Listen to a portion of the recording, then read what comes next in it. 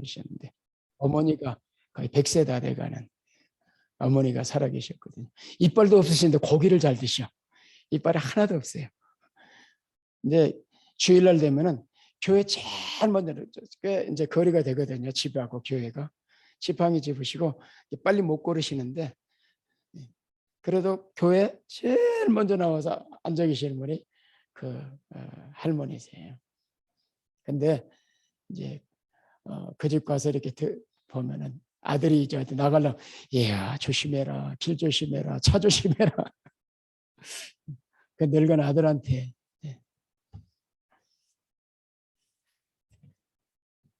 그게 부모의 마음이지요. 그래서 이 효도라는 건 어린 자녀에서부터 늙은 아들도 또 늙은 부모님이 계시면 모두에게 해당해. 남녀노소를 불문하고 모두에게 해당하는 게 이 부모에 대한 말씀이지요. 그래서 부모님이 살아계신 자녀라면은 모두가 자신의 부모님을 즐겁고 기쁘게 해 드려야 된다. 왜? 하나님이 그렇게 말씀하셨으니까. 다른 이유가 없어요. 우리는 이게 도덕이고 이게 윤리고 윤리와 도덕 때문에 이렇게 사는 게 아니라 우리는 하나님이 그렇게 말씀하셨기 때문에 그렇게 사는 것이에요. 그게 이제 세상과 신자들의 삶의 원리가 다른 것이지요. 하나님이 그렇게 말씀하셔서. 지난 주일에는 부모님께 받은 것을 보답해야 한다 하는데 초점 맞추면서 말씀을 드렸지요. 그렇게 하기 위해서 교회와 부모들은 자녀들에게 가르쳐야 된다. 뭘 가르쳐요? 보답하는 것을 가르쳐야 된다. 그리고 자녀들은 교회와 부모를 통해서 어른들을 통해서 배워야 된다 하는 사실을 말씀드렸죠. 그래서 우리 지난주에 본문했던 이 디모데서 5장 만일 어떤 과부에게 창과부지요. 여기 과부는 이제 누군가의 손길이 필요한 사람이지요. 자녀나 손자들이 있거든. 그들로 먼저 자기 집에서 효를 행하여 부모에게 보답하기를 배우게 하라. 이것이 하나님 앞에 받으실 만한 것이다. 그것이 하나님을 기쁘시게 하는 것이다. 그래서 자녀나 손자, 손까지도 좀 들어갔죠.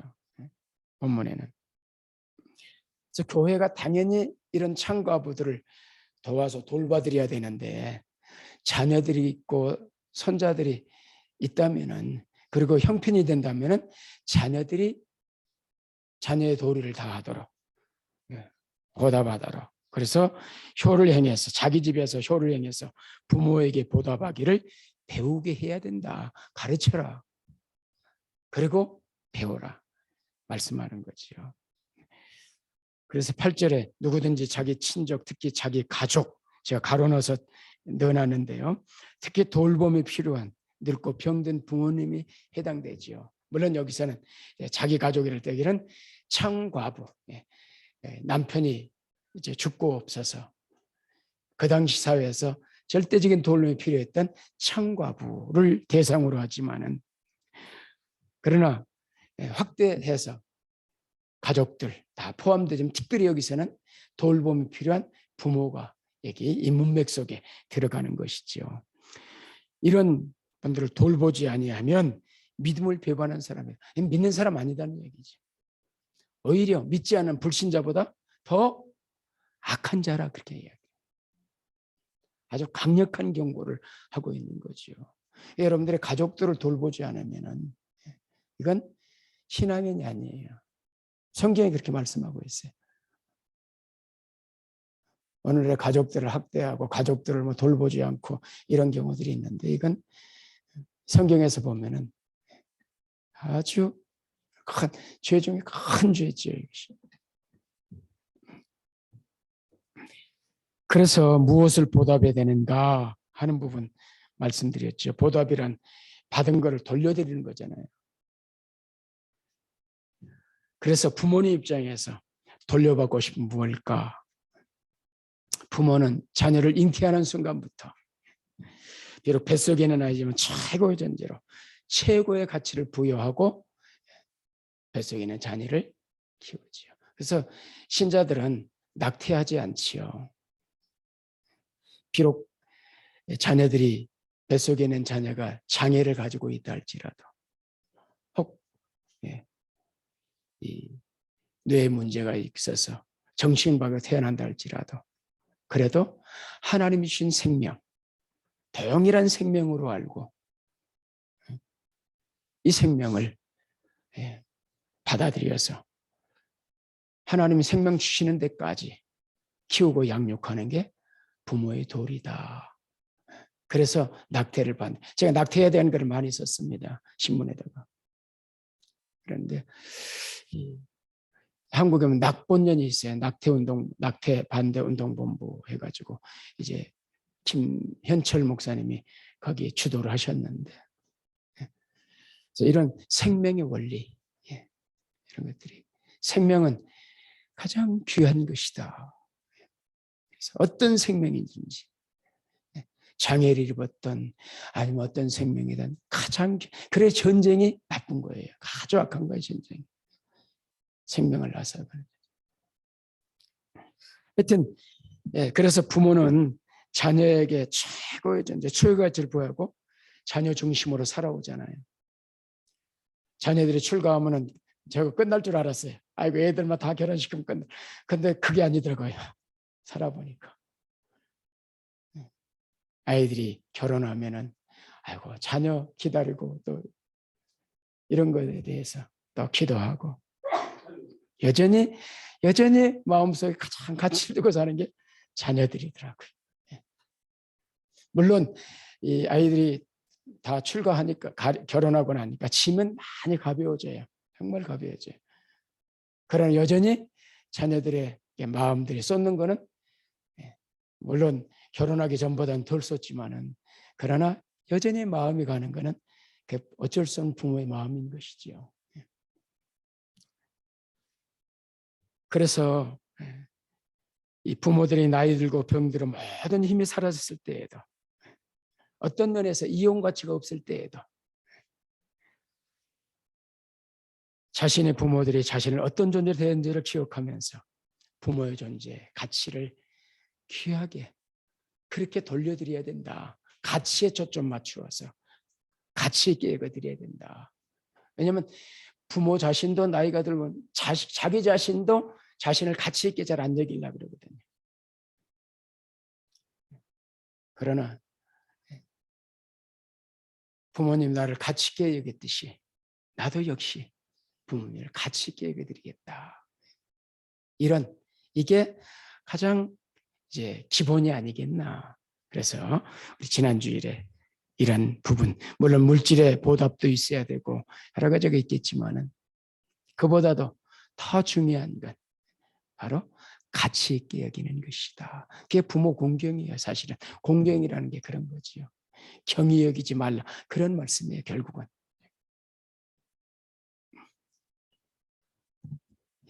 그래서 있는 존재 자체로 귀하고 가치 있고, 그래서 사랑과 존경의 마음을 드려야 되는 것이죠. 어떻습니까? 여러분의 자녀들이 부모님 여러분 정말 가치 있는 존재로 보물을 대하듯 그렇게 대하고 있는지. 보물, 진주, 이런 보물들을 우리가 아주 귀하게 여기잖아요. 함부로 대하지. 자녀들이, 그래서 그런 이야기 있잖아요. 부모들이, 엄마들이 뭐 반지 자랑하고 보물을 자랑하는 거예요. 근데 어떤 한 엄마가 자기 보물을 보여주겠다고 해서 어떤 자녀를 데리고 오는 거예요. 자기 애들 데리고 와서 내 보물은 이거야. 너희들은 이 보물 자랑은 뭐 손에 낀 뭐 다이아를 자랑을 내 보물은 이거야. 그런 이야기 뭐 여러분 많이 들어보셨죠. 그래서 부모님을 보물로 대해라. 어떤 면에서 이것이 최고의 효도요. 부모를 진정으로 즐겁고 기쁘게 되는 일이 바로 이런 자세로 부모를 대하는 게 아니겠나. 그래서 지난주에는 원리적인 측면에서 최고의 효도가 뭔가 가치 있게 여겨드리라. 오늘은 왜 부모님을 즐겁고 기쁘게 해드리는지, 그럼 구체적으로 어떻게 부모님을 즐겁게 하고 기쁘게 해드릴지, 특별히 신앙을 가진 부모님 입장에서 초점을 맞추면서 말씀을 드리려고 합니다. 그리고 어버이에 대한 말씀 지난 어버이 주일에 했으면 됐죠. 또 이번 주일에 또 하십니까? 한 번 들어가고 안 돼요. 제가 연속 설교를 하는 이유가 이어져서 새기고 또 새기고 새기도록, 그래서 제가 가능한 한 어떤 설교를 연속 설교를 하는 이유가 거기에 있어요. 특별히 이런 부분도 부모님 날, 어버이날 한 번 딱 부모님 이걸로 끝나면은 새기는데 그냥 깊이 새겨지질 않아요. 그래서 가능한 한 몇 번에 나누어서 이번을 집중해서 말씀을 좀 드리게 되는 것이죠. 말씀을 새기고 그리고 그렇게 살아내는 게 중요한 거거든요. 살아가는 게. 그걸 위해서 지금 말씀을 연속해서 드리게 되는 겁니다. 그래서 우리 부모님이 생전에 계신 분들, 지난 주일에 어버이를 맞이하면서 여러분의 부모님들을 즐겁고 아주 기쁘게 행복하게 해드렸습니까? 한마디로 행복하게 해드리는 건데 그렇게 좀 해드렸어요?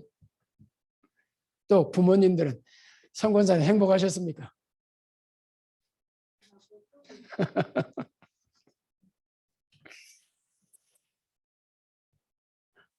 우리가 기억해야 될 게 뭐냐면은 우리에게 주신 하나님의 말씀, 내 부모를 즐겁게 하고 기쁘게 해드리라.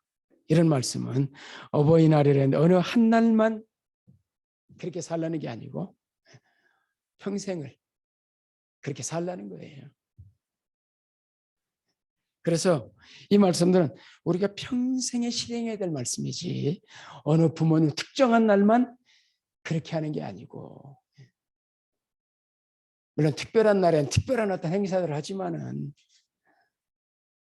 특별한 날만이 아니라 이 말씀은 평생에 걸쳐서 살아가야 될 말씀이라 기억하시길 바랍니다.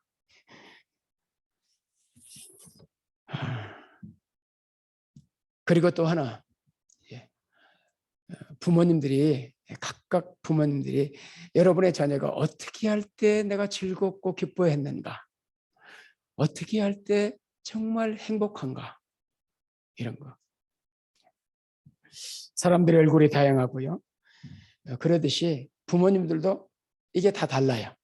부모님의 상황, 환경과 여건과 그리고 취향과 생각과 가치관과 이런 게 달라져요. 그리고 보니까 때에 따라 달라져요. 자제들 하실 때 공부 잘하면 기쁘고 즐겁죠. 건강해져요. 결혼하면은 결혼 또 안 하고 있으면 결혼, 이게 이제 부모의 마음을 짓누르고 있는 거죠. 결혼해도 자녀, 이것도 태어나야지. 이런 게 달라져요. 때마다 이게 달라져요. 그것이.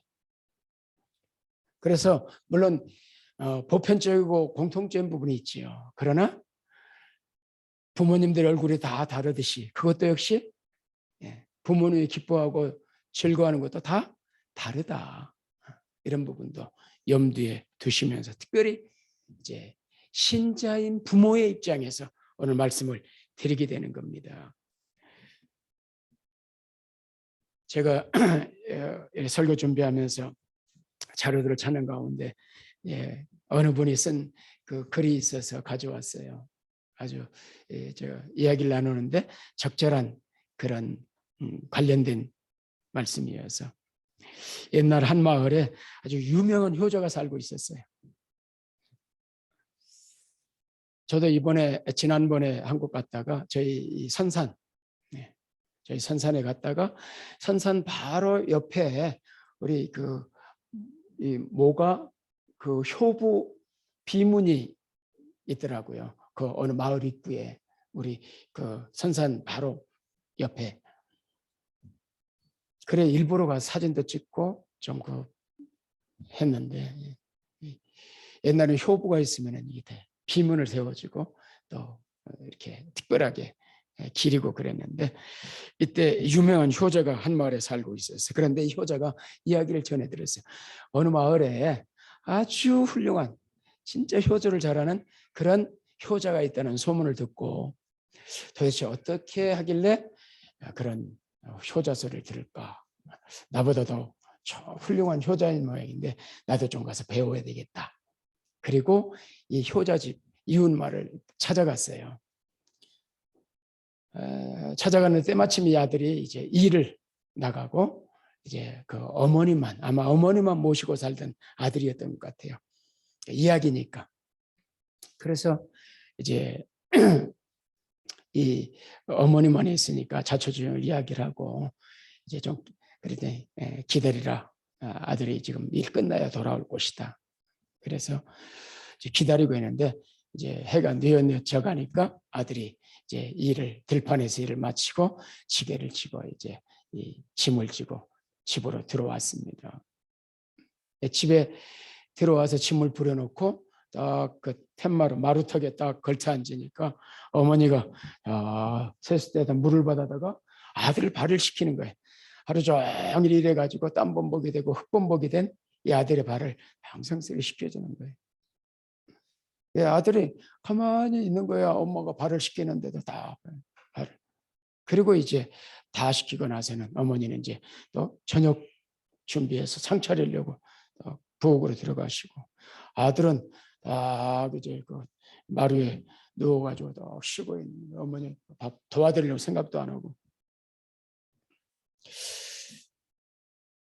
그리고 이제 이 밥상을 가져왔는데 아들이 아주 밥을 아주 맛있게 먹고 그리고 상도 지가 안 갖고 나가고 어머니가 상도 또 가지고 아들은 아무것도 안 하는 거다. 그냥 대접만 받고 있는 거예요. 그러니까 이걸 견하고 온 이 효자 아들이 저런 놈이다 있지. 근데 어떻게 훌륭한 효자라는 소문이 났을까? 대체 이해가 안 되는 거예요. 그래서 이 효자 아들을 이렇게 이야기를. 아니, 당신 어머니한테 너무한 거 아니냐. 내가 효자라는 소리를 듣고 좀 배우려고 왔는데 보니까 효자가 아니라 이거 아무래도 당신 좀 문제가 있는 거 아니냐. 그랬더니 이 아들이 하는 이야기가 나는 효행 같은 건 잘 모릅니다. 그러나 저는 어머니가 기뻐하는 거 압니다. 어머니가 원하는 대로 해드립니다. 어머니가 내가 어머니 발을 씻어드리려고 하면 어머니가 절대 싫어하십니다.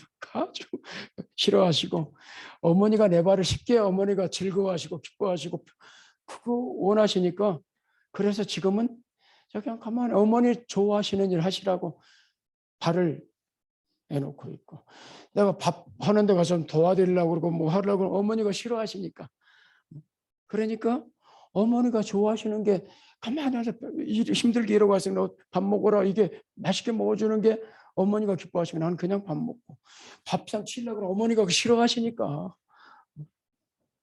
어머니가 이렇게 해야 어머니가 기뻐하시고 즐거워하시니까 그래서 어머니가 좋아하시는 나는 어머니가 좋아하는 거 압니다.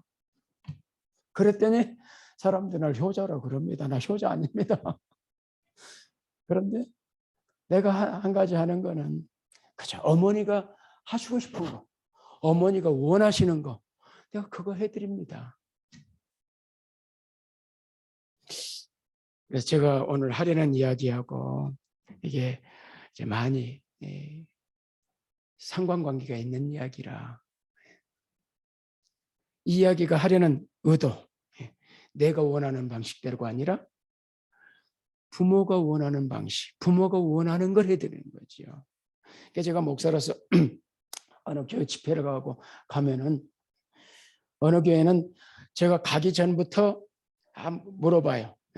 사모한테 라든지 교회 뭘 좋아하시고 또 뭐 이런 걸 물어봐요. 사이즈 옷 같은 거 이제 부흥 집회 가면은 마시아서 사주고 막 그러잖아요. 그럼 물어보고 사이즈도 물어보고. 근데 어느 교회 가면은 요즘 데서 일방적으로 사나 일방적으로. 어느 부흥 제 김덕신 목사님 이분이 자기가 거기는 계속 부흥회를 다니는 분이니까 받아가지고 옷이 작아서 자기한테 작은 거 나한테 준 게 여러 번 있어요. 받아가지고 또 저희 교회는 제가 한국에 있을 때는 교인들이 신방 가면은 식당 가면은 가는 데가 낙지집, 그다음에 오리고기. 제가 그전에는 돼지고기도 비계를 다 띄고 먹었어요. 시골 교회 딱 개척했는데 우리 아까 말했던 이덕신 집사님이 고기를 좋아하세요. 그래가지고 명절 때 고기를 우리 집에 사갖고 온 거야.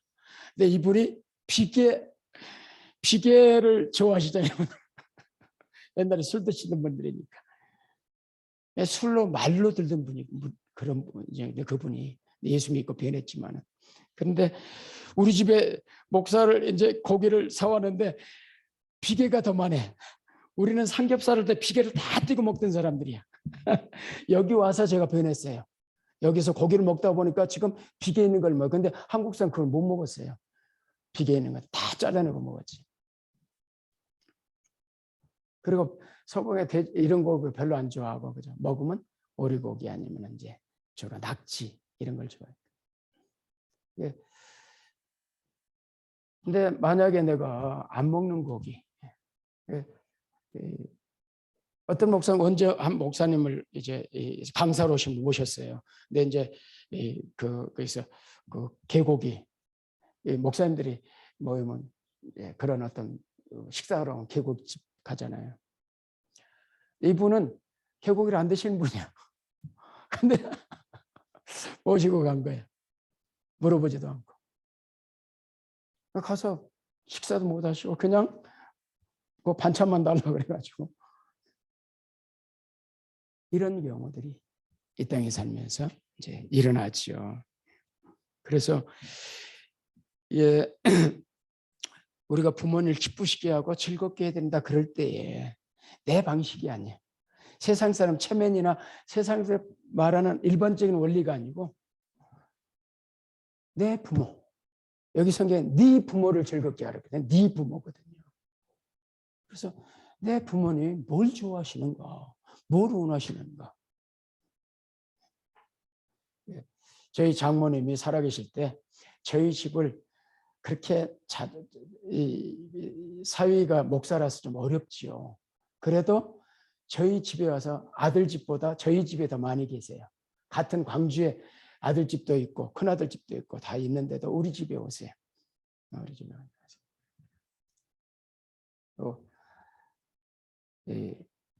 오시면은 뭐 이렇게 자식들 주려고 그냥 장성해서 금방 뭐 이렇게 왔다가 뭐 이게 뭐 삼촌이 뭐 이런 거 내가 워낙 이런 걸 좋아하니까 해가지고 가져오시고 그리고 맛있게 먹으니까 좋아하시는 거예요. 그거를.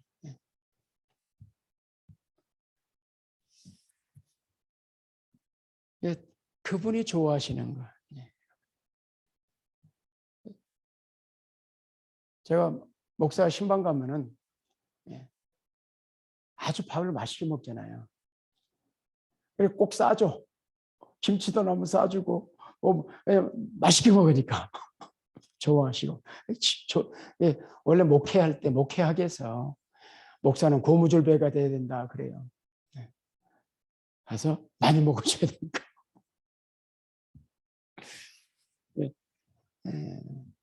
부모님들이 애들 여러 번 양이 작아 그런데도 배탈이 나더라도 그날은 많이 먹어줘야 돼. 왜? 그렇게 원하시니까. 그걸 원하시니까. 그래야 기뻐하시니까. 이런 원리들이지요. 원리들이. 만약에 못 먹으면 제가 사정이 이래서 이렇습니다 하고 말씀드려야 되고 해드리는데도 못 먹을 경우에 많이 못 먹을 때 오늘은 제가 배가 아파서 많이 못 먹습니다. 죄송합니다. 이야기도 해드리고 상황을 알려드리고 필요하지. 어쨌든 이렇게 각 부모마다 다르다 이걸 지금 말씀드리네. 그리고 신자의 입장에서 신앙인의 부모 입장에서 어떤가? 만약에 진실한 크리스천 부모이신다면 그 부모가 가장 기뻐하는 그 자녀들에게 바라는 게 원하고 바라고 기도하는 게 뭐겠어요? 달라요. 신앙의 정도에 따라 또 달라요. 저는 아이들을 학교 보낼 때 우리 딸이 이제 큰애니까 먼저 중학교는 뭐 그냥 가지만 고등학교는 굉장히 신경을 썼어요. 그래서 기도하고 왜냐하면 수학여행 가게 되면은 목사 딸이 주일 끼워서 수학여행 못 가잖아요. 그래서 기독교 학교 보내려고 기도도 많이 하고 하여튼 그래서 기독교 학교는 경신여고 들어갔어요. 경신여고로 갔지요. 그리고 이제 아들 같은 경우도 제가 원래 교사를 했지 않습니까? 그리고 교사들 모임이 교직자 선교회를 제가 했어요.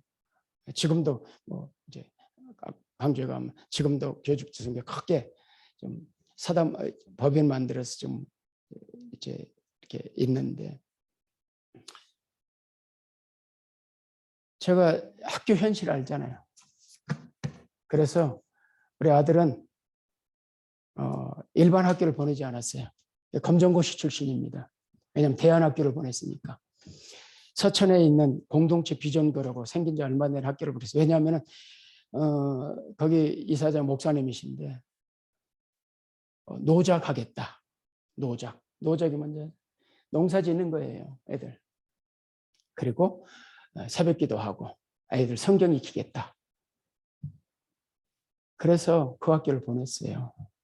그런데 신설학교고 실제 이사장이 이렇게 워낙 큰 일을 하시는 분이다 보니까 신경을 못 쓰시더라고요. 근데 현장의 교사들은 이제 내가 원하는 데까지 이렇게 되질 않았어요. 노작도 잘 안 되고. 그래서 인천에 있는 기독사관학교라고 그리 보냈죠. 그래서 인강하는 학교가 아니니까 검정고시 보고 그리고 이제 총신을 간 건데요. 저는 학교에서 공부를 많이 시키는 거 원치 않는다. 신앙으로 인성교육과 신앙교육하고 학교에서 계속 외국 여행 다니고 음악 그래서 우리 아들이 뭐 운동가 별로 안 좋아하는데 검도도 하고 악기도 해야 되고 왜냐하면 이제 이 대안학교에서 고등학생들도 그냥 그렇게 하는 거예요. 여행 다니고 가서 왜냐면 외국 가서 이 아이들 문물 넓히고 눈을 넓혀주고 돈 많이 들어가요. 그런 학교들이.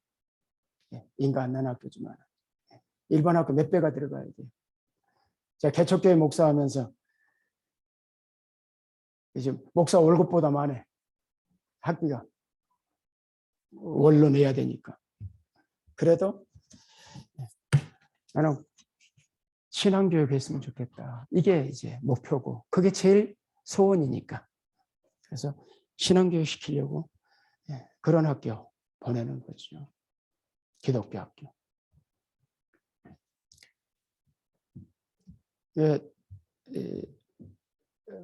신앙의 부모 입장에서 가장 가치를 두는 게 어디에 있는가?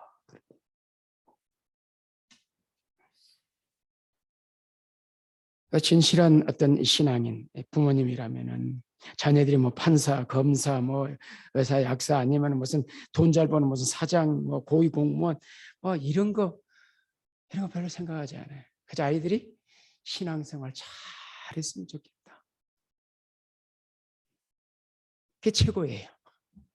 거기다가 뭐 이런 거 하면 더 좋고 그러겠지만 그래서 이 자녀들이 이 세상에서 출세하고 부하게 살고 이런 것보다는 참된 믿음을 가지고 말씀을 따라서 그저 가정이 믿음의 가정을 행복하게 말씀을 따라서 행복하게 살 수밖에 없어요. 원리를 따라 살면. 그럼 그렇게 살면은 행복하죠. 우리 아이들이 결혼하고 짐이 많이 내려지고 참 마음이 뭐 그렇게 크게 저기 하지 않는 게 다 신앙생 장로님 며느리는 장로님 딸에다가 얘는 뭐 쌍꺼풀 수술하고 돈 주면은 그거 가지고 선교여행 다니고 그저 선교하고 이렇게 살려고 태권도 4단이요. 며느리가 선교지 가서 선교하려고 태권도 음악 해가지고 음악 전공해서 교회에서 음악으로 돕고 지금도 우리 손녀 뭐 이제 뭐 아주 아이 3살 지금 아직 기도하고 아빠 기도해달라고 그래. 아빠 기도해주고 지가 또 밥 먹을 때 지가 기도해야 되고 우리 딸 키울 때 보니까 저 어렸을 때 맨날 하는 게 뭐냐면 노는 게 축도하고 보는 게 그런 거야.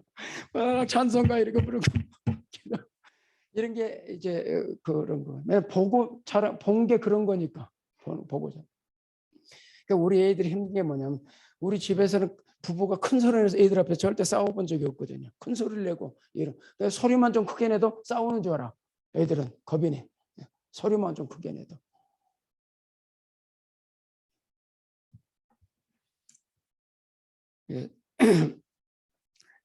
부모의 또 아들, 딸도 마찬가지 신앙인 남편 만나서 그냥 신앙으로 사니까 그거 이상 더 기쁘고 즐거운 일이 없는 거죠.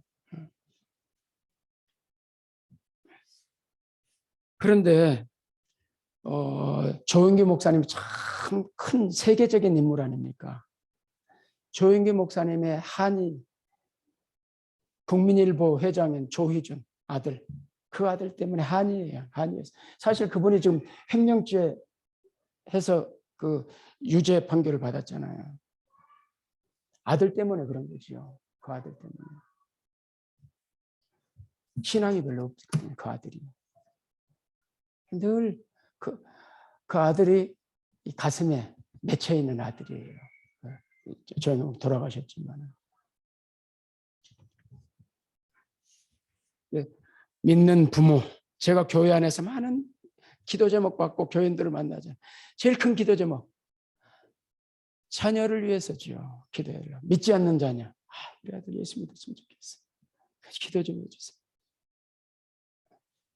참된 신앙을 가져 있고 인생의 종말이 어떻게 온다는 걸 말씀을 좀 알고 있다면 그 불신 자녀의 종말이 어떻게 될 걸 안다면 부모가 어찌 애간장을 안 놓고 있습니다. 자녀 때문에. 끊임없이 기도 부탁하는 우리 애들 신앙생활 해주세요. 그 기도 주세요. 이거거든요. 눈물로 기도하고 하늘 소망 갖고 살고 그랬으면 좋겠. 이게 기도잖아요.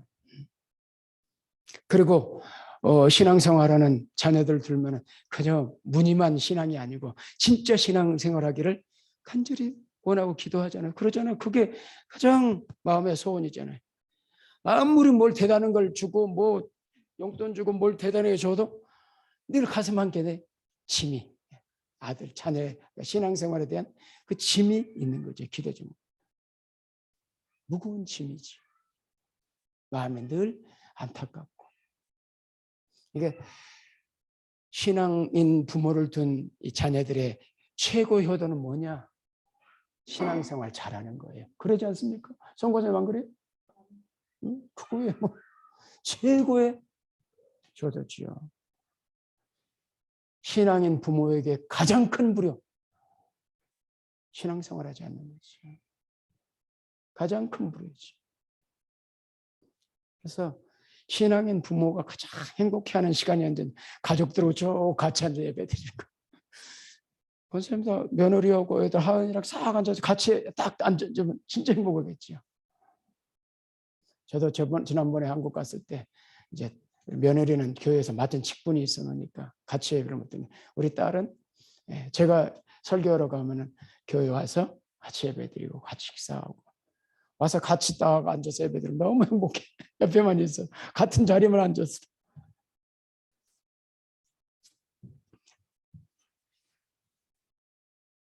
그래서 신앙인의 부모를 둔 자녀 최고의 행복. 그 부모들이 가장 기쁘고 즐겁게 해드리는 무엇인가? 별의별 걸 다 해줘도 그거보다 더 자녀들이 정말 예배로 살고 예배자로 살고 그거보다 더 기쁘고 즐거운 없어요.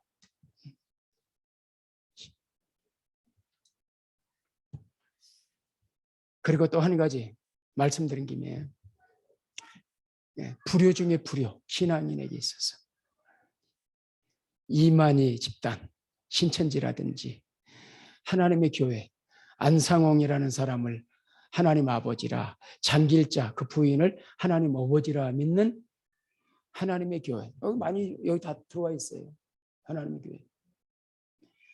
또 그 유병헌, 이 세월호 사건 일으킨 이 구원파, 이런 이단에 빠지면은 자녀가 가출해가지고 돌아오지 않는 것처럼 그보다 오히려 그냥 일반적인 가출보다 더 부모 마음을 아프게 하는 게 이단에 빠지는 거예요. 자녀들이 이단에 빠지는 거예요. 왜냐하면 제가 봤거든요. 아니, 그 부모들이 얼마나 가슴 아파하고 그러는지를 너무 생생하게 많이 봤기 때문에 그들이 이단에 빠져서 함부로 교회를 선택하면 안 돼요. 왜냐하면 이단들은 주특기가 뭡니까? 위장술 아닙니까? 나 우리 이런 교회야 이단이야 이렇게 안 하고 다 무슨 선교단체로 하고 뭐 뭘로 하고 다 장로교회 되면 장로가 한 번 딱 걸어놓고 다 위장을 하니까 잘 모르는 거예요. 함부로 교회를 등록 함부로 하면 안 돼. 잘 알아보고 잘못 빠지니까. 특히나 중직자, 목사의 자녀들까지도 이단에 빠진 애들이 있거든요. 있어요, 실제로. 왜냐하면 제가 이단 상담소를 그 학교에서 이단 공부를 전문적으로 좀 했었거든요. 그러니까 이 이단에 빠진 자녀가 있으면은 그 부모의 마음에 눈물이 마를 날이 없어요. 그래서 잘 신앙생활을 이단에 빠지지 않도록 노심초사 조심해야 되고 바른 신앙생활을 해야 되고 오늘 여러 가지 좀 말씀을 준비했는데 하여튼 이 부분 오늘 말씀드린 신앙인의 부모 그분에 맞춰서 기쁘게 해드려야 되는 거예요. 그분이 원하는 거 해드리는 게 그게 최고의 효도라. 그렇게 하지 않는 게 가장 큰 불효라.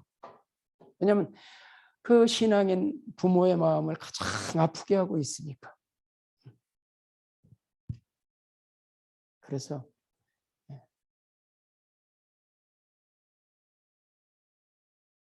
가볍게 생각하지 말고 이 신앙인 부모님들을 둔 자녀들은 어쨌든 부모님을 가장 기쁘게 해드리고 즐겁게 해드리는 거야. 정말 신실한 예배자로 사는 게 그 모습을 보는 게 부모에게는 가장 큰 기쁨이니까 잊지 마시고 그렇게 사시라 당부를 드리고 또 말씀을 드리는 것입니다. 마지막 절 읽고 말씀을 좀 마치겠습니다. 제일 마지막 같이 한번 읽겠습니다. 시작. 내 부모를 즐겁게 하는 널 낳은 어미를 기쁘게 하라. 아멘. 하나님 감사합니다. 오늘은 지난주의 원리에 이어서 오늘 구체적으로 신앙의 부모님을 즐겁고 기쁘게 해야 되는 게 무엇인가? 신앙의 부모님께 하는 최고의 효도가 무엇인가? 말씀을 나누었습니다. 새기고 또 새기게 축복해 주옵소서. 예수님의 귀하신 이름으로 기도하옵나이다. 아멘.